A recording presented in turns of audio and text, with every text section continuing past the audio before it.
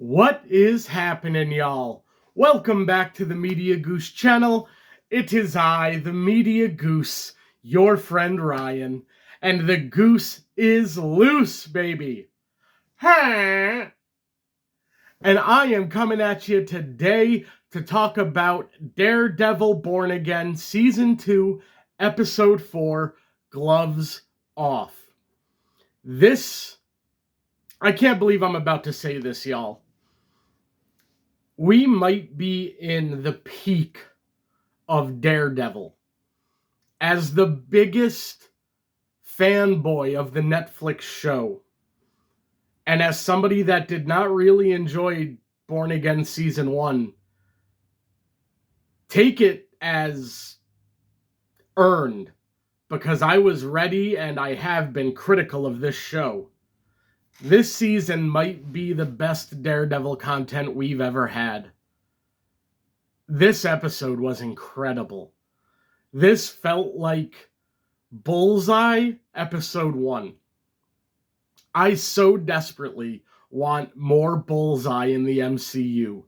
Wilson Bethel as Benjamin Poindexter is one of my favorite acting performances I think I've ever seen.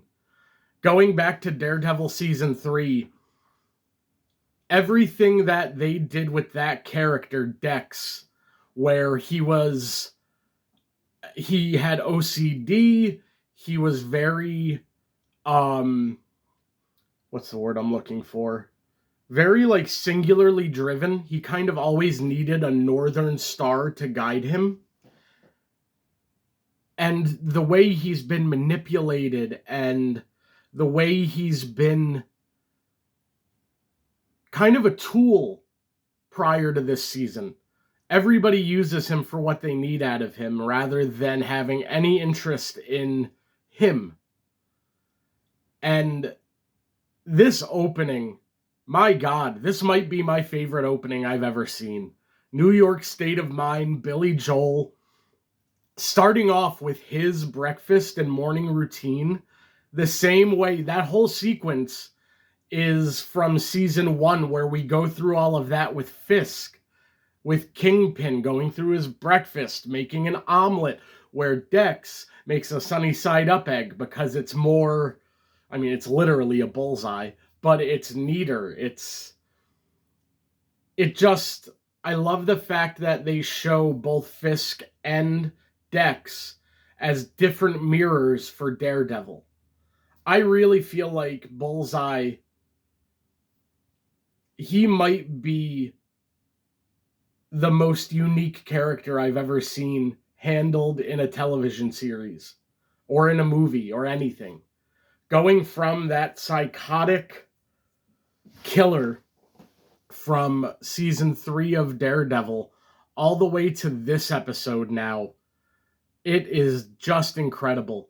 Spending time with Dex as he's warming up his body, going with him, and I was kind of the belief that he was obsessing over Daredevil, and that's why he went to that diner, because that was where Daredevil and Fisk, and he had already gone to the Church of Matt, so I thought he was kind of worshiping Matt. But aligning his beliefs now to the one good deed notion is so smart. It's real to Bullseye. I don't look at Bullseye as maybe he is a psychopath, but he's only as evil as the circumstances that manipulate him are. I don't know. I'm going to have to talk about it when I rewatch Season 3 of the Netflix series, because I feel like I have a very rosy imagination, a vision of Dex in my head, but he might be a lot darker than that. Maybe that's just Wilson Bethel being so charming and just kind of delightful to watch. It is just so perfectly balanced. And I watched a few reactors reacting to specifically that diner scene, and some of the people were saying the tension in this scene, I'm just waiting for him to snap. I wasn't. I was really enjoying seeing Poindexter living a normal life, just being a person, having a neighbor that cares about him, being a good guy, just centering his morals in that one good deed idea was such a great premise for the character. And that whole opening sequence where he gets AVTF to come to the diner and attack him. Oh my goodness.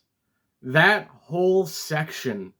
He is so much like Matt because Bullseye also uses his environment when he fights.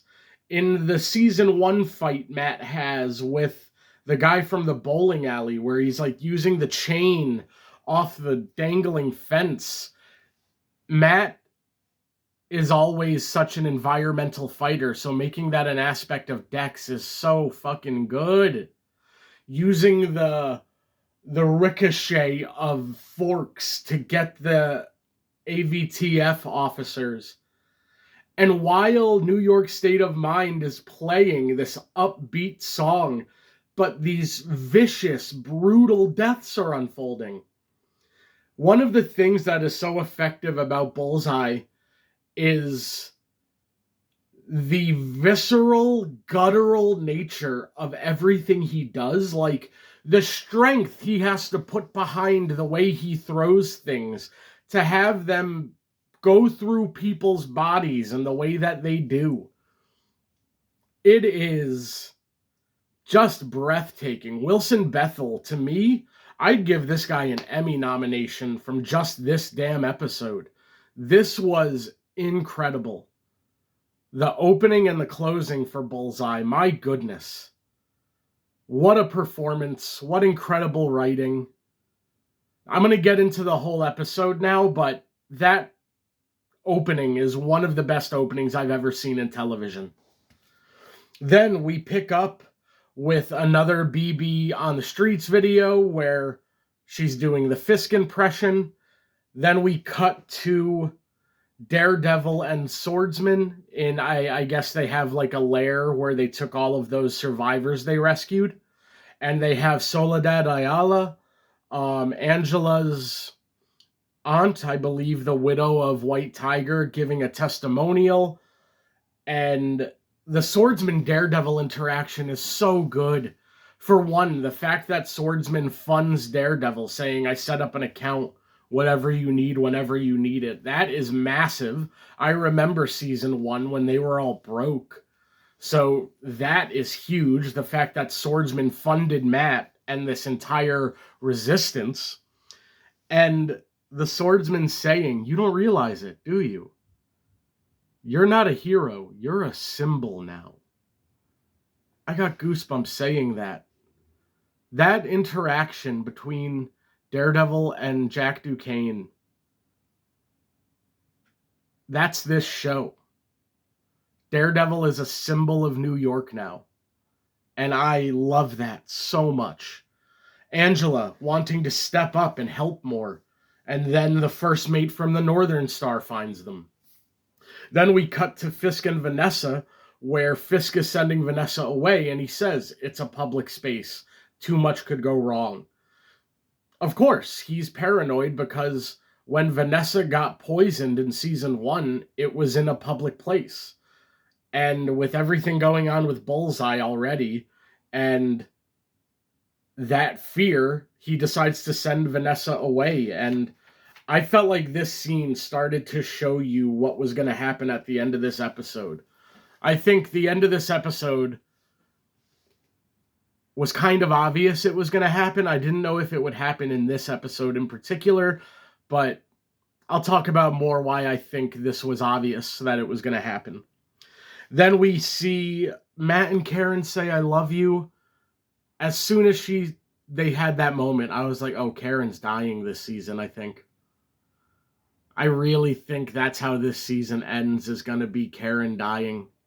Because Fisk lost his tether to reality, and Matt's about to lose his. But that was beautiful. We see the AVTF raid McDuffie and Murdoch looking for the Swordsman. The last shot of the scene is a figure of Lady Justice crashing to the ground, which is beautiful. I think Lady Justice has the blindfold on because Justice is blind, just like Daredevil. Then we get that scene with Fisk and Buck, and I love the dynamics between them. I really do. I think Buck is such a refreshing character. I think there are obvious comparisons to be drawn between him and Wesley, but they're very different. And I like that. Mr. Charles showing up unannounced, comparing himself to Uncle Sam, seeing the irritation building up in Wilson, the fact that it's clear Wilson wants to kill him, but he can't. I love that. I feel like there has to be a scene coming where Kingpin is going to, like, rip his head off. Like, that might be the moment where Fisk kind of loses it in the public. But then we go to Karen and Kirsten talking, and I kind of feel like Kirsten might be picking up on the fact that Matt is Daredevil, because I think Karen says something about Daredevil, and then the next thing that's said is Kirsten going, "Where's Matt?" So I wonder if if Kirsten will ever know. It's going to be interesting to see that. I became a lot more interested in what they're doing with the McDuffie and Murdoch law firm from episode 1. I'm interested in what they're doing now. Then we get Vanessa and the governor. The governor is very complimentary of Vanessa, saying, "I couldn't back Mayor Fisk, but I could back Mayor and Mrs. Fisk." So what's that going to mean going forward now that Vanessa's gone? And that was Wilson's kind of the only saving grace he had was Vanessa. And now she's gone. And then we get Matt in the AVTF gear, and that was awesome and like kind of chilling to see Matt dressed up like that, and him showing up and doing his detective work. I have loved Detective Daredevil this season. The way he uses his powers and the way the cinematography when he is using his powers, when he's investigating, it's just excellent. It feels like Batman using detective mode in the Arkham games. It is so damn cool. And he finds the bullseye in the ketchup. Oh, I love it. And one of the best moments of the episode, I think it happened earlier, but when Matt says the fight is happening at Fogwell's, and he says it's one of the only places, it's like the last memories I have of my father. That's really emotional. And I love that they showed actual clips from the Netflix show to enforce that. I didn't know if they were like legally allowed to do that. So that was such a cool moment. And I feel like it was also obviously Fisk fucking with Matt. And they point that out. Like, yeah, Fisk wants me there. And they realize it's also a trap for Bullseye. Then we have Matt in the church talking to the young, I don't know what title he has in the church, but the young guy who talked to Dex in episode 1. And I just love Matt in church. Like, that's a vital part of the character, and I really enjoyed this interaction. Then we get, when he finds Bullseye in like 10-15 seconds. Oh my god, that was so cool. The way that he can just, he like found his voice. And then Dex going into his apartment and he starts fighting Daredevil again. And this fight was so well choreographed, and as brief as it was so effective. And when him and Matt punched each other in the head, it felt like a moment kind of indicating that they were on equal footing now. They're both like throwing an overhand haymaker rather than either being underhanded with an upper. I don't know, that might have been me overanalyzing that moment.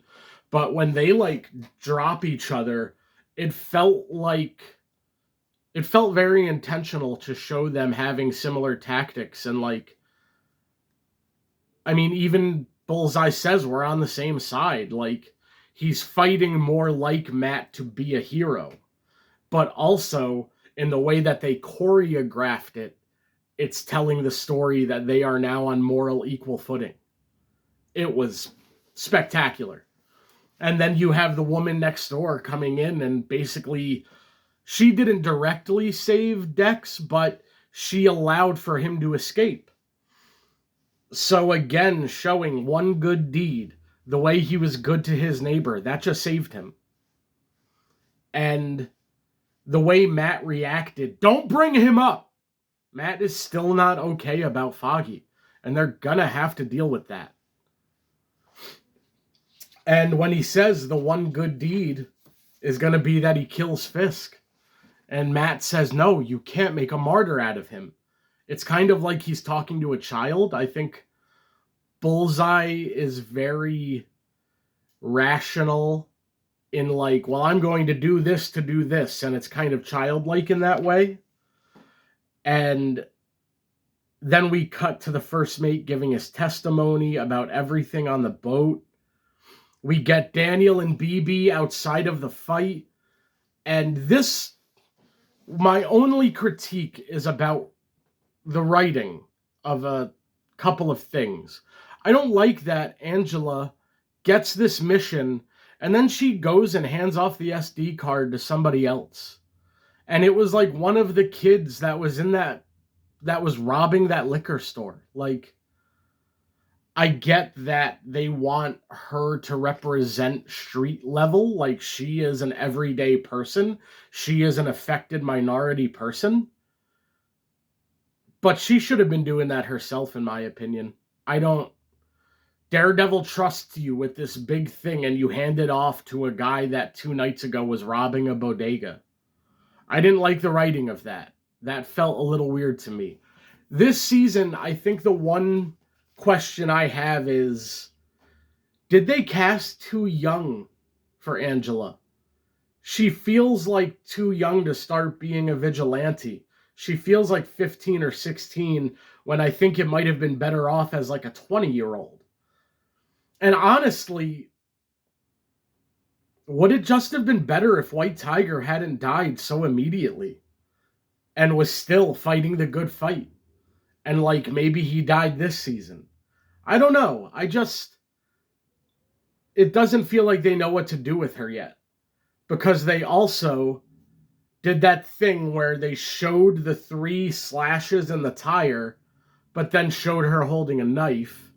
And then I think there was something else in this episode that was kind of like that, where she did something that was hinted at to be her using the power. I don't have it written down, but it just feels like they're in this weird place of not knowing if they want to go there with Angela as the White Tiger yet.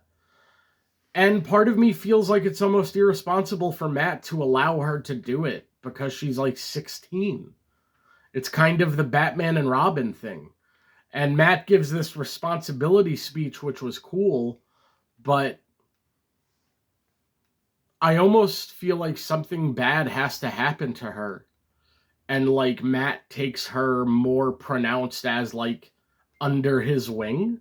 Because right now she's kind of in this weird floating space of, is she White Tiger? It seems like she's clearly using the amulet already, but we haven't seen it. So I don't know. I'm not gonna get too on top of it, but it is something where I'm like, do you guys know what you want to do with this? But then also Daniel clearly saw the guy do it. Like, I don't know. She trusted a guy that I think just got caught. Daniel saw that. Everybody in this show thinks Daniel's an idiot, besides the viewers, because we see the things he sees. And I kind of feel like he's going to turn. He's going to, like, flip on BB. She'll do something that makes her feel like she's in charge, and then he's going to get her killed. Kind of feels like that's where we're headed right now. And then the fight starts, and holy hell. So before I get into the stuff with the fight, Buck kills First off, Buck killed the two guys that came in for Mr. Charles earlier. So one of the reasons Buck is different than Wesley is like he's James Bond. He's like trained by MI6, as we found out from Daniel. So I'm wondering what else is coming for Buck. But then this fight starts, and it is so incredibly shot. I'm shocked Fisk let it get out of the first round, honestly. And once he hears that the first mate is dead, he starts going off. Then Vanessa arrives and distracts him, and she's all in white, when the last time we saw her, she was all in red. And the distraction allows the guy to get a hit in on Fisk, and that pisses off Wilson, so he destroys the guy, like breaks his ribs and then hits him overhead, and like teeth fly out, and there's a massive pool of blood under him in the ring, to the point where that guy might be dead. Like, they might reveal that he died. Fisk is given a championship belt, and like when the fight first ended, everybody's there in silence, like, oh my god. And then I think it might have been Daniel who's like the first one to cheer, and everybody starts cheering for him, and it was a really eerie scene to watch. Like, Fisk is clearly losing it, because this should have just been a sparring, a friendly competition, and Fisk almost killed a man. So Fisk is losing it. And then Dex shows up in that final sequence of him killing guards. That shot of him with the double overhead toss. Oh my god. Filthy. And then he ends up throwing the glass fixture of Fisk's head over New York. And I think when he threw that, he knew either this is going to kill Fisk, or he's going to deflect it, and the shards will kill Vanessa. So I feel like when Bullseye threw that thing, he knew, I'm getting one of them. And Vanessa gets a piece of the glass lodged in her head. Daredevil saves Bullseye, and Fisk is left with Vanessa bleeding out. And you see Vincent D'Onofrio yell, please, somebody call an ambulance. I don't know the last time we saw him be that kind to somebody. It might have been like the doctor who told him Vanessa was going to survive. But I think Vanessa's dead. But there is an arc in the comic where, like, she loses her memory and it gets totally wiped. She's like an entirely new person. And she, like, ends up in the sewers with, like, a cult of people. Maybe? But I think for the immediate, she's going to be dead. I think next episode probably starts with confirmation of that. Or, like, she's a vegetable with no hope left. And I think we're going to see the way that destroys Wilson Fisk. We're going to see Wilson now no longer has his tether to life. And I think he's going to start acting very... he's going to go off the deep end. He's going to start acting on all of his darker impulses. And I think he probably will reveal Matt's identity. And I wouldn't be shocked if he ends up holding Matt accountable for Vanessa's death because he saved Bullseye. So it's going to be like, you saved him after he killed Vanessa. So clearly you're in on this. Look at you two teaming up to kill my wife. I am so thrilled with this season. This episode, the last couple episodes, this might be the best content we have ever received in the Daredevil world, and I never thought Disney would be capable of that. I feel as though the dark, almost Zack Snyder-like darkness of the Netflix show was awesome, and I loved it, but the way that this show is so stylized now, with the lighting, the use of red and blue for Bullseye and Daredevil, the use of camera work, everything just feels a lot more stylized and comic book-like. So while I loved the dark, gritty realism of the Netflix world, this feels like an evolution. This isn't the old show. It's kind of becoming something better, I think. And that makes me so happy. I'm so excited to see what's next, y'all. I read a couple of reviews of the season from people that already saw it all, and they said once episode 4 hit, every episode continues to one up each other. I can't even begin to fathom what that means. I won't say, but there are some characters confirmed to be coming in this season I'm still waiting for. And I cannot wait to see how all of these pieces start to come together. Daredevil Born Again is now the show I always wanted. Oh, man. Give me your thoughts down in the comments, guys. I think this is one of, if not the best episode of Daredevil ever. It's definitely the best episode of Daredevil Born Again, in my opinion, and it competes with season 3 of the Netflix show. Thank you guys for watching the review. Let me know what you're thinking of Daredevil. Also, I've got my review for the Avengers coming soon, and then we're starting phase 2 of my MCU review. So guys, comment down below what you think of Daredevil if you're enjoying it as much as I am. Thank you for spending time with me today. The Goose is out.